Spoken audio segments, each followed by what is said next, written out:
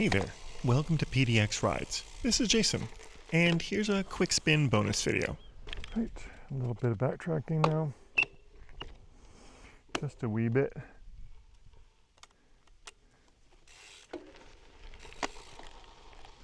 If you've seen my last full ride video, you'll recognize that we're still in Point Mugu State Park in Ventura County, California, between Newbury Park and the Pacific Coast. In fact, this is really a bonus outtake video from that one. With all the spicy. I was referencing that I've just come off a rundown Wood Canyon fire road, with its slightly more challenging terrain. Oh boy, the innocuous bump ahead is going to set up a slightly annoying issue. You might need headphones, but do you hear that high-pitched metal chirp that just started?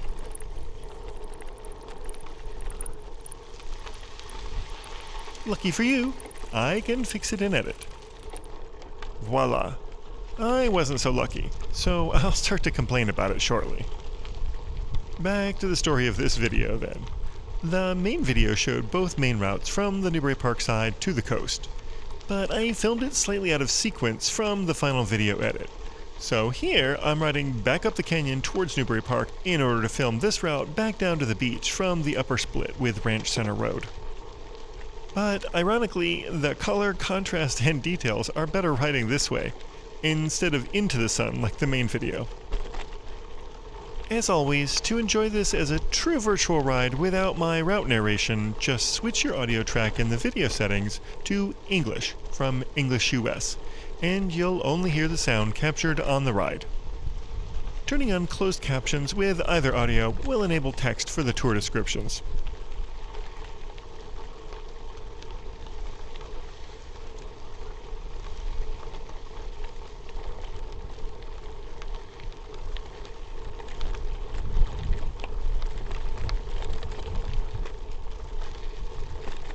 What is doing that noise? In case you forgot, that would be this noise. Yeah, we're going to continue editing that out. I might do a behind the scenes video sometime, but you can see in my shadow that I mount the camera on a small swing arm to add some mechanical smoothing and damping to the footage. In case you were wondering what that was.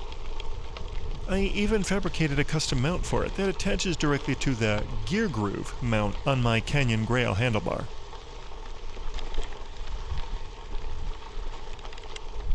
One thing I didn't really mention in the full video is just how beginner friendly this route is. Not only on a mountain bike, but on a drop bar gravel bike as well. The other direction, it's almost entirely downhill, and this way it's only some small rises like this, until you reach the paved hill near the end, which is about 3/4 of a mile, averaging around 12 to 15%. It's not easy, but walkable if necessary. Just take care on hot days, as it's pretty exposed.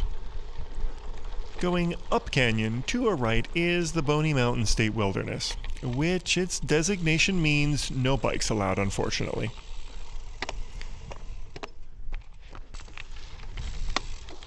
This was my first attempt to fix the squeak.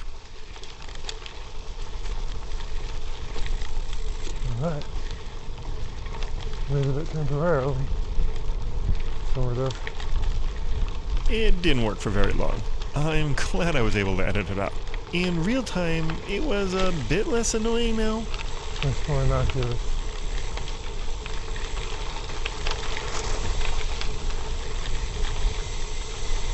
So it's back. Wait, it's back? Oh yeah, there it is still. Let's just leave the fix on then.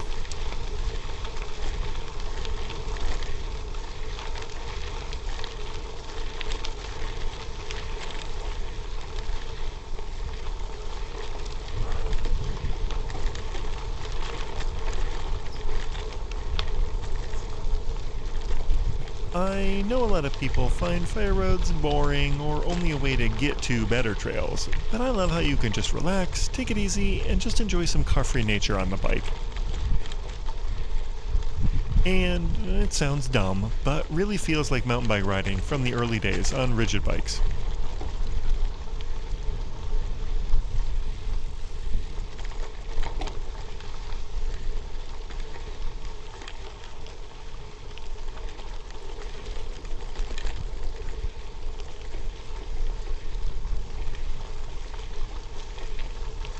The route of the fire road here has actually evolved over time.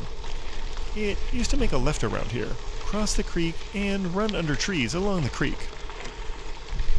From historical aerial images, it looks like around 2005 it suffered bank erosion, and the route ahead now was created.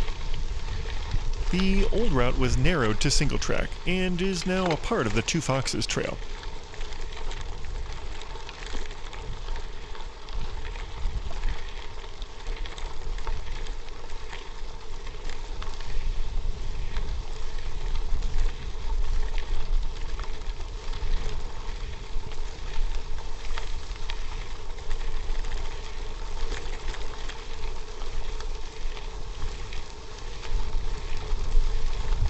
It didn't used to pass the remnants of these ranch buildings ahead.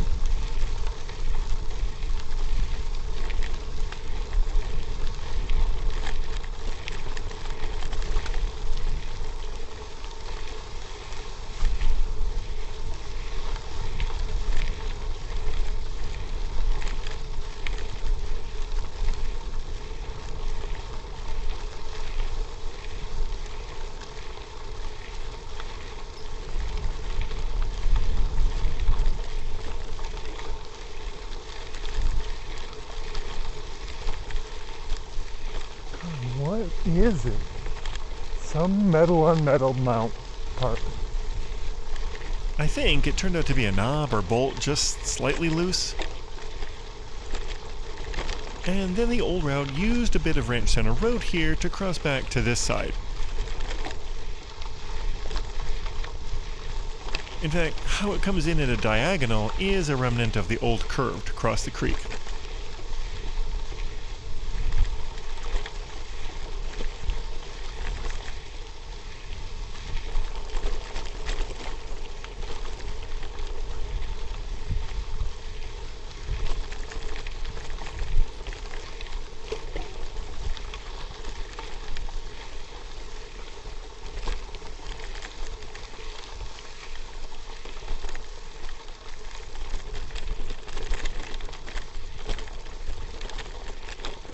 And here's the point where the main canyon route becomes paved.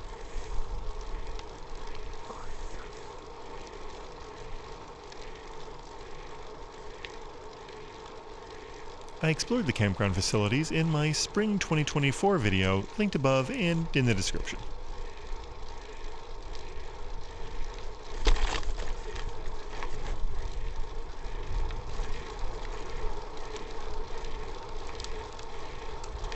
There's still some old ranch gates here, which is amazing, as the park became public land back in 1965, after being transferred by the Danielson family, that had owned it since 1947. Some of the upper areas, after the long climb, were donated in pieces through the 70s and 80s, which is why perhaps they are adjacent National Park Service land, and not in the state park.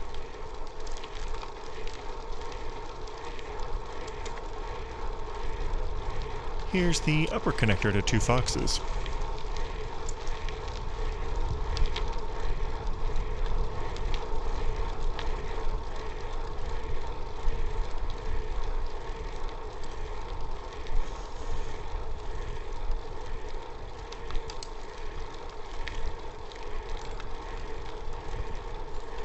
One thing I realized when editing this is that in the full video, I didn't turn on some of the adjustments I usually do. So if you watch that one, note that there's a link in the description to an unlisted version with improved visuals and sound.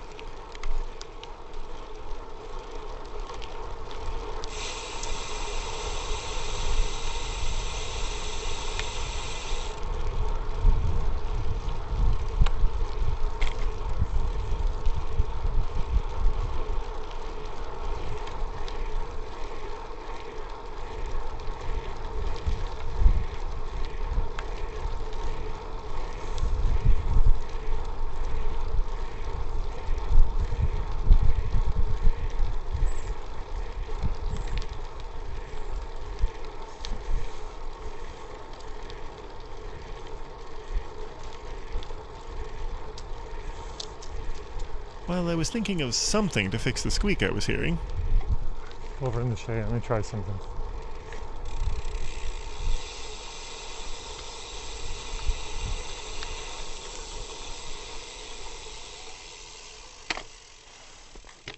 That would be metal on metal. Going up and down squeaking. Yep, I found something loose, and now it's really gone in real life. Yes, I believe so. Good job.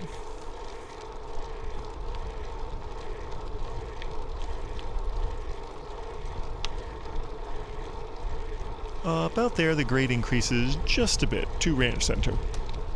Think of it as a warm-up for the finale.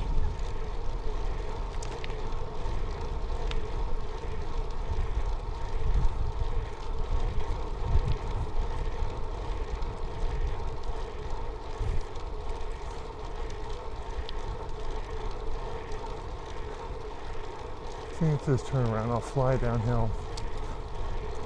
When I film out of order, I try to get up to speed so I can make as seamless a match cut as possible. See, that's me thinking how to make these the best experience I can for you.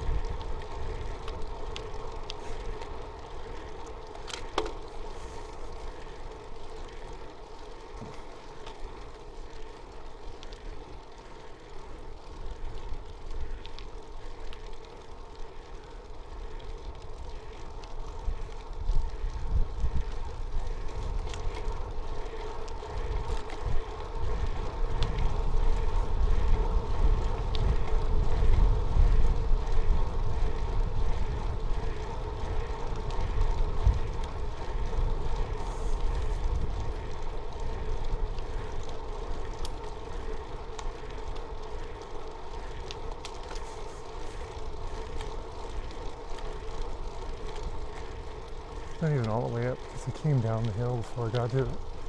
But I'm just talking to myself, figuring out my cut point.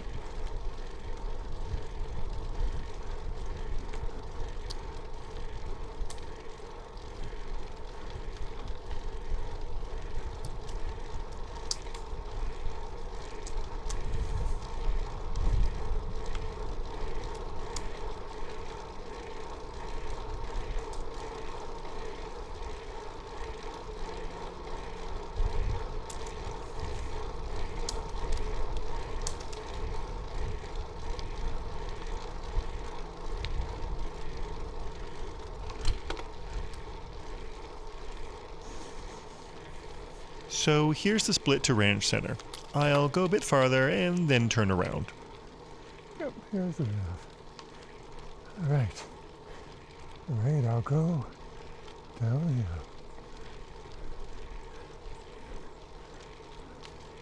Go to the top of this little hill to get some speed to match.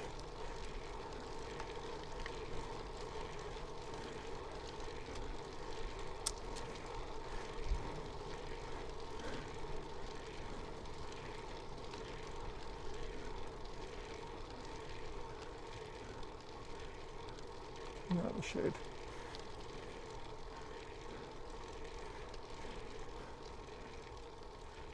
All right.